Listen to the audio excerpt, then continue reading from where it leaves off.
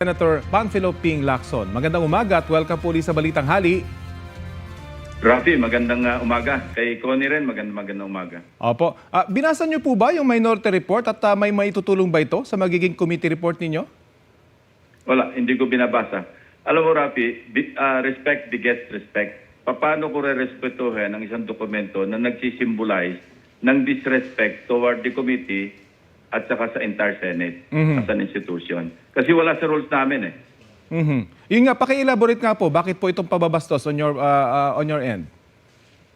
Bakit nila i-preempt? Ang tamang procedure, mag-route ng committee report, isa lang ang Blue Ribbon Committee na may 70 members, hindi 9, plus 3 ex officio, so bali 20. So ang signatures na kailangan dyan, at least 11, para ito ma-report out sa floor. Pag nasa floor, i-report out ko, magkakanong interpellation, at pagkatapos papasok yung period of amendment, at doon sila mag-amend kung anong gusto lang input. O isama doon sa final committee report na i-adapt sa plenaryo. Matagal na silang mga legislators, maski sa House, ganyan din naman ang procedure na sinusunod. Bakit hindi nila sundin? Bakit kaya lang pangunahan nila yung nag-iisang Blue Ribbon Committee? Ulitin ko, isa lang ang Blue Ribbon Committee sa Senado at ito'y mayroong 17 membro, hindi siyam. So yon pinangunahan po yung hindi pa inilalabas na committee report. Pero tama po ba na pwede rin sila mag-submit ng dissenting committee report? Wala rin sa rules yun, pero pwede lang gawin yon para ma-incorporate. Pero dapat i-take up yun sa plenaryo. Sa tamang panahon, at the proper time, they can always introduce amendments. Kung gusto nila i-amend na gusto nila sabihin nila isangkot. Pagdidebatehan namin yun, kung tatanggapin nyo ng mayorya, kasi pagbobotohan niya, each and every individual amendment, pinagbobotohan sa plenary. At kung manalo yung kanilang inintroduce na amendment, magiging part yun ng committee report, yung final. May balak po ba kayong kausapin pa si Senator Amy Marcos o Senator Marcoleta patungkol po dito? Wala, hindi lang ako kinakausap Media kinakausap nila, ba't ko naman sila kakausapin? Lumalabas po kasi pareho lang kayo halos na pinagbabasehan kaya lang magkaiba o at least doon sa punto nila meron na silang pinapatunguhan pero sa inyo hinihintay pa nga kung ano yung magiging resulta ng inyong ilalabas na report. Merong proper time for that. Mag-introduce sila ng amendment after na makipagdebate sila sa plenaryo. Hindi yung ganito pamamaraan ang ginagawa nila. Opo. Wala sa lugar, wala sa hulog. Doon po sa muling pagbubukas ng Senate Blue Ribbon Committee ay may nabanggit ho kayo shut the F up. Sino po yung pinatutungkulan nyo rito? Yung mga nagkikriticize ng wala sa lugar, yung wala sa katwiran. Okay lang naman mag-criticize, pero ilagay sa ayos. Yung constructive, hindi yung para manira lamang. Yun ang pinatutungkulan ko. Walang particular na person. Kung if they feel alluded to, then so be it. Nabanggit niyo po hindi niya nabasa yung committee report or yung report na nilabas nila. Pero dito po may pinapatungkulan sila na si Congressman Martin Romualdez daw po yung may pananagutan doon sa flood control scandal. Ano pong tugon niyo rito?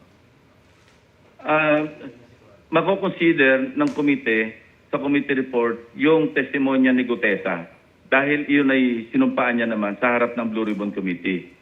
Hindi ko alam kung ano pa yung magiging evidentiary value noon kasi hindi naman siya humarap sa DOJ at saka sa Ombudsman. But as far as the committee, okay yun. Kasi sinumpaan niya sa harap ng committee. So, isasama yun. Kaya lang, siyempre, sasabihin din natin na walang backup na ebidensya, dokumentaryo man o testimonya ng iba para susugan yung kanyang testimonya. Ngayon, ito naman sa usapin ng Golden Peasant. At least meron nga yung lead. Kasi alam mo, in-identify positively nung dalawang staffers noong tenant ng dating may-ari, si Mr. Rico Ocampo. Kasi ang dating may-ari niyan, si Doris Ho, Magsaysay Ho, no? Binenta niya doon sa Golden Peasant na ang majority stockholder, talagang majority, parang 99% yata yung nakita ko, a certain Jose Raulito Paras. Si Attorney Paras, siya'y nakaupo sa as board member sa at least 3 kumpanya ni dating Speaker Romualdez na nakaugnay, hindi ko sasabing kumpanya. Pero maliwanag na ito, halos public knowledge naman, na pagmamayari ni dating speaker. Ngayon, dokumento against dokumento ito. Nung in-identify si Diskaya, dininay niya. Pero under the Philippine jurisprudence, sa rule on evidence, mas matimbang yung positive identification kaysa sa denial. Established na yan. Established jurisprudence. So, si Diskaya can deny all he wants, pero the mere fact na positively na-identify siya ng dalawa, na siyang nagpapaalis sa kanila doon sa property na iugnay kay former speaker, says a lot. And this could, at the very least, give a lead to the fact-finding team ng ombudsman, halimbawa, if they want to pursue. So yun ang binabanggit niyo pong link nitong si dating Speaker Romualdez at ng Golden Pheasant, yung nakaupo doon sa board. Pero ang committee po ba, may effort pa para talagang patibayan pa yung link na ito? Or mag-imbestiga pa further para talagang mapatunayan talaga yung pag-aari nitong bahay na ito? Meron. Sa susunod na pagdinig, iimbitahin namin yung si Attorney Paras. Para kung sabihin niyang sa kanya talaga yon, yung Golden Pheasant na siyang buyer o yung vendee noong property at hindi kay Speaker Romualdez, ipaliwanag niya sa BIR kung ano ba yung financial, yung kapasidad niya, no, yung wherewithal para bumili ng ganong kalaking halagang bahay. Kasi hindi biro-biro yung halaga ng bahay.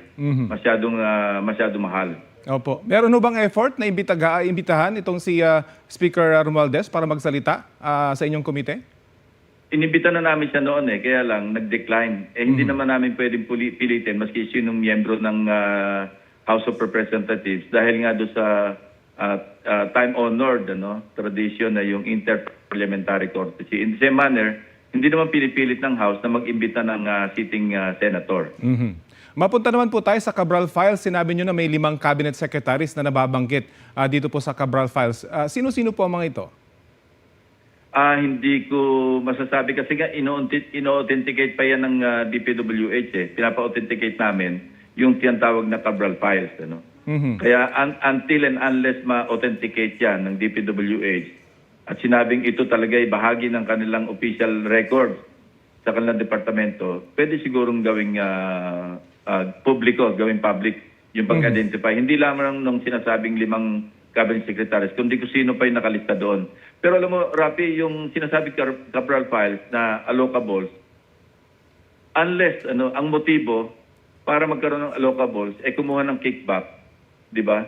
Yun, talagang listahan lang yun. Kasi sa NEP yun masasama Ang analogy ko nga dyan, kung ang motibo mo makakuha ng commission o feedback, kaya ka merong allocable, mayan tulad ito sa at the very least planned robbery. Pero kung wala naman at ang pakay mo magbigay ng proyekto sa iyong distrito, sa mga constituents, walang problema doon.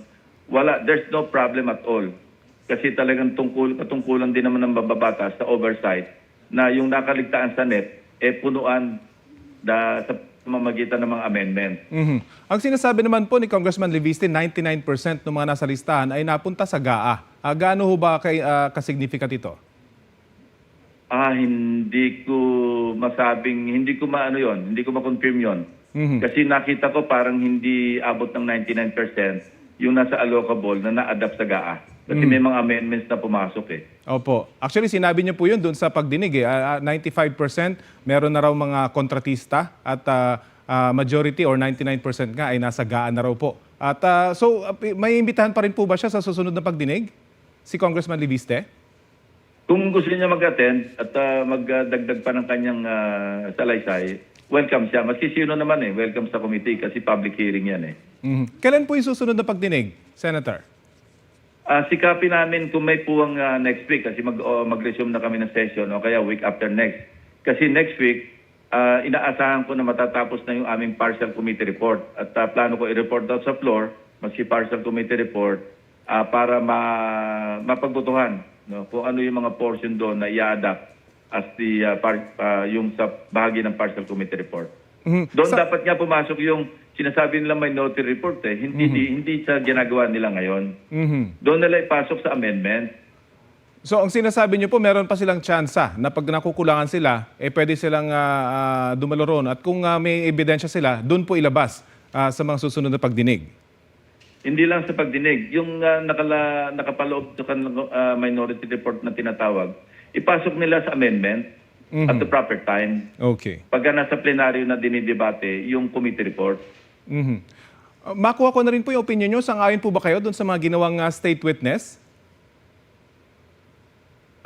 Nag-undergo sila ng evaluation sa WPP, sa DOJ. So, hindi para ako maghusga kung ano yung kakulangan o kanilang qualification because may proseso dyan at may mga requirements na sinusunod. Mhm. At ang sinasabi nyo po, yung ibang wala pa sa WPP ay pwede pa at may chance pa pag mag-cooperate sila at magsabi talaga ng kanilang nalalaman. Call na ng DOJ yon. Kung may mag-apply at sa tingin nila pwedeng tanggap. Tinanong ko nga yun sabi naman ni Prosecutor General Padulyon, pwede. At mag-fully cooperate at makakatulong. May mga pamantayan dyan May mga panuntunan na kailangan yung materiality ng kanilang testimonya tapos pwedeng i-corroborate on material points tapos indispensable yung kanilang testimonya para sa conviction ng mas nakakataas na mga personalities at hindi sila yung most guilty. Opo. Napag-usapan din po doon sa hearing yung restitution At sinabing sila Diskaya pa raw yung feeling ay napagnakawan. Ano pong position nyo doon? Tama yung sinabi ni Secretary Vince Dizon. Medyo makapalang muka. Kasi ang nakuha nilang kontrata mula 2016 hanggang 2025, period ng 10 years, 207.5 billion. Na-point out ko na ito noong sa isang pagdinig ng Senate Blue Ribbon Committee para sabihin sila pa yung pinagnakawan. At saka medyo nadulas siya nung tinanong ko siya bakit naniningil siya sa mga kongresista. Sinabi niya, yun nga, naniningil daw siya. Paano nagkautang yung mga kongresista sa kanya? Alam mo, subliminal yun and that can be pursued. Ang ibig sabihin nun, as a contractor, nag-a-advance talaga siya sa ibang mambabatas o sa ilang mambabatas. Ngayon, dahil nagkagulo, dahil doon sa flood control anomaly, naniningil siya ngayon, nagpapa-reimburse. So yun, dulas ng dila yun Giveaway yun Opo. Ano pong aasahan ng publiko sa mga susunod pagdinig ng Blue Ribbon na committee? May mga bago hubang testigo or may mga nagvo-volunteer pa ba at nagpaparinig po sa inyo na pwede na sila magsalita? Sa ngayon, wala. Pero yun nga ang ipupurso namin, yung angulo ng yung aspeto ng bilihan ng 30 Tamarin Street sa South Forbes. Dahil kung may na yung kay Speaker Romualdez, pwedeng ipurso yun as a lead. At the very least, a lead. Hindi ko sinasabing enough yun to implicate the former speaker. Pero sinasabi ko lamang, mag-provide ng lead yun sa mga investigators kasi hindi naman para kami magpurso nun kasi wala kami sa prosecution Kami in aid of legislation at the same time pwede kami mag-rekomenda base sa mga ebidensya na nakuha namin na ipo-forward namin sa mga investigating agencies ng gobyerno. Okay. Abangan po natin yan. Maraming salamat po sa oras na ibinahagi nyo sa Balitang Hali.